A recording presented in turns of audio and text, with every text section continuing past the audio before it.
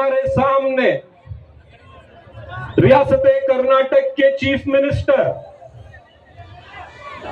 इस रियासत के गरीबों की आवाज, इस रियासत के दलितों की आवाज, इस रियासत के अक़लियतों की आवाज और पूरे हिंदुस्तान में आरएसएस और संघ परिवार के एजेंडे के खिलाफ खड़े होकर, निडर होकर जो आवाज बुलंद होती है, जनाब सिद्धरामैया साहब हमारे इस स्टेज पे मौजूद हैं और उनका साथ देने के लिए आपके डिस्ट्रिक्ट के मिनिस्टर जनाब एसएस मल्लिकार्जुन साहब, एमपी प्रभा मल्लिकार्जुन साहिबा, हमारे कैंडिडेट समर्थ मल्लिकार्जुन, यहाँ पे मौजूद सारे लीडर्स। मुझे वक्त कम दिया गया है, ज्यादा वक्त नहीं है, इसलिए माफ कीजिएगा, मैं सबका नाम नहीं ले सकता। तनवीर सेठ साहब है, हारिस भाई हैं, सलीम अहमद साहब है। बुजुर्गों, दोस्तों, नौजवानों, मैं शहीद हजरत टीपू सुल्तान के रहमतुल्लाह अलैह के सरजमीन से आता हूं और जो शहीद की सरजमीन से आता है वो कभी यहां खड़े होकर के झूठ नहीं बोल सकता। प्यारे गयूर नौजवान साथियों, हमारे बीच deputy chief minister DK Shiv Kumar साहब, हमारे पार्टी के अध्यक्ष, वो भी आए हैं। उनका भी मैं इस्तकबाल करता हूं कि मैं शहीद की सरजमीन से आया हूं और मैं यहां खड़े होकर के चंद बातें आपसे कहना चाहता हूं। ये चंद बातें क्यों इतनी जरूरी है, क्यों इतनी अहम है, क्योंकि ये बातें ना सिर्फ दावणगेरे साउथ में जो रिजल्ट आने वाला है, वो जो आपका उत्साह है, आपकी ताकत जो यहाँ जमा हुई है, इस मैदान में जमा हुए ये छोटी सी झांकी है, इसी को देखते हैं तो हमें पता चल जाएगा कि इस सरजमीन में कांग्रेस पार्टी का कैंडिडेट बहुत बड़ी मार्जिन से जीतकर असेंबली में जाने वाला है। दोस्तों, बुजुर्गों, नौजवानों, बहुत सारी बातें हो रही हैं। क्या हो रही है कि हमारे साथ नाइंसाफी हो गई, हमारे साथ बहुत गलत हो गया, हमारे साथ इतनी नाइंसाफी हो गई कि इतनी रंजिश हो गई कि इतने चंद लोग खिलाफ हो गए कि वो चाहते हैं कि बीजेपी को यहां से जिता दे और कांग्रेस पार्टी को यहां से हरा दे। मैं उन सब से कहना चाहूंगा कि यहाँ की आवाम, यहाँ का वोटर सियासी तौर पर बेदार वोटर है। यहाँ के लोग इतने मासूम नहीं है, इतने बेवकूफ नहीं है, सीधे साधे भोले भाले होंगे, लेकिन इतने भी बेवकूफ नहीं है कि हम अपने हाथों से बीजेपी को जिताकर वो हथियार हमारे खिलाफ इस्तेमाल करने के लिए हम दे दें।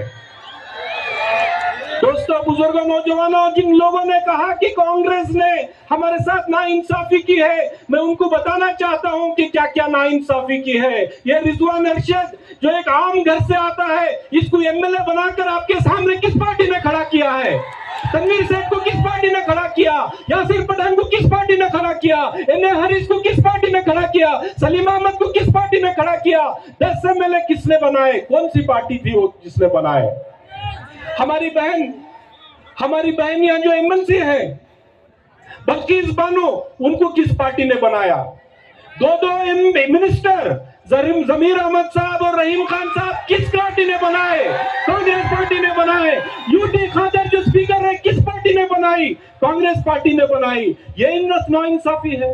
20 लोगों को बॉर्डर कॉर्पोरेशन के चेयरमैन बनाया, किस पार्टी ने बनाया? कांग्रेस पार्टी ने बनाया। राज्यसभा में हमारा भाई नासिर हुसैन बैठाए, किस पार्टी ने बनाया है? कांग्रेस पार्टी ने बनाया है। जब भी आरएसएस के लोग, जब भी संघ परिवार के लोग हम पर हमला करते हैं, वो कौन लीडर है इस सियासत में खड़कर डट का मुकाबला करते हैं? वो सिद्धरामैया है, वो डीके शिव कुमार है, और कोई नहीं है जो हमारे लिए खड़े होकर के बात कर सकता है। अरे पूरे हिंदुस्तान में नरेंद्र मोदी की आंख से आंख मिला करके कोई एक लीडर बात करता है तो राहुल गांधी है, मल्लिकार्जुन खड़गे है। वो कौन सी पार्टी के हैं? वो कांग्रेस पार्टी के हैं। ये लोग, मैं देख रहा था यहाँ के एक जमाने के बहुत पुराने लीडर सीएम इब्राहिम साहब इस धूप में गली गली घूम रहे हैं, घूम कर बोल रहे हैं कि कांग्रेस ने क्या किया, कांग्रेस ने क्या किया। अगर ये स्टेज आकर सीएम इब्राहिम साहब देख ले तो उनको पता चल जाएगा कि कांग्रेस ने क्या किया। अरे इब्राहिम साहब, कांग्रेस ने आपको एक सिटिंग एमएलए की टिकट काट कर भद्रावती में दी थी।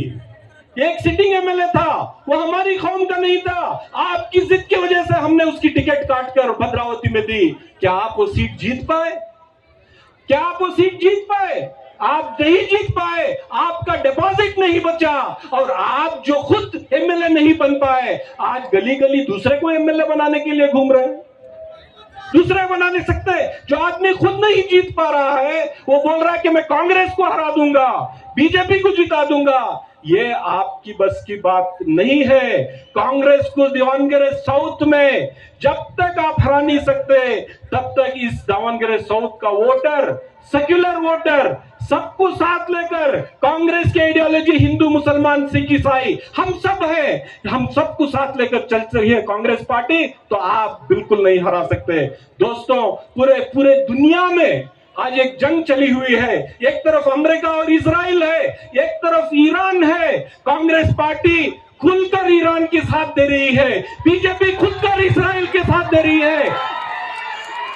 जंग शुरू होने से 2 दिन पहले नरेंद्र मोदी इजराइल जाकर नेतन्याहू जो दोजख में जलेगा, गाजा में, फलस्तीन में 50,000 लोगों को जिसने मारा, हमारे 18,000 नन्हे मुन्ने बच्चों को जिसने मारा, वो नेतन्याहू, उसके साथ ये बीजेपी के मोदी की दोस्ती है।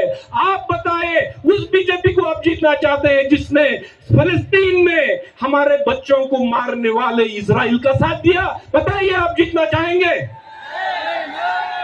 क्या आप उस पार्टी के कैंडिडेट को जिताएंगे जो फलस्तीन के साथ खड़ा रहा?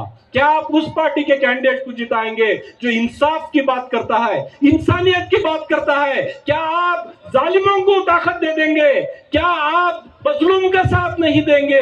अरे एक सीट की बात है, आज नहीं तो कल हमें जरूर मिल जाएगी, लेकिन अगर यहां से बीजेपी जीत कर चले गई तो इसका खामियाजा हम सबको भुगतना पड़ेगा। अगर यहां से बीजेपी जीत कर चले गई तो आप सिद्धरामैया के हाथ को कमजोर करेंगे, आप डीके शिवकुमार के हाथ को कमजोर करेंगे। अगर यहां से बीजेपी जीत गई तो आप नरेंद्र मोदी को मजबूत करेंगे, राहुल गांधी को कमजोर करेंगे। दोस्तों, भाइयों, बुजुर्गों, नौजवानों, किसी भी कम्युनल पार्टी को जिताना हमारे हक में नहीं है, चाहे वो कम्युनल पार्टी बीजेपी क्यों ना हो, चाहे वो कम्युनल पार्टी एसडीपीआई क्यों ना हो, ये सब कम्युनल पार्टीज हैं। अगर एसडीपीआई मुसलमानों की नुमाइंदगी की बात करती है तो मैं उनको पूछना चाहता हूं, जो शिवाजी नगर में, क्या मैं मुसलमान नहीं हूं? मेरे खिलाफ क्यों लड़ते हैं? क्या तनवीर सेठ मुसलमान नहीं है? इनके खिलाफ क्यों लड़ते हैं? आप केरला में मंजेश्वर में 70 वोट से जीता हुआ एक मुस्लिम एमएलए, उसके खिलाफ आप क्यों लड़ते हैं? आपका मंशा क्या है? आपको फर्स्ट हमको हराना है, कांग्रेस को हराना है, बीजेपी को जिताना है। अगर यही आपका एजेंडा है तो आप सुन लीजिए, किसी कम्युनल पार्टी को आज यहाँ के वोटर साथ नहीं देंगे।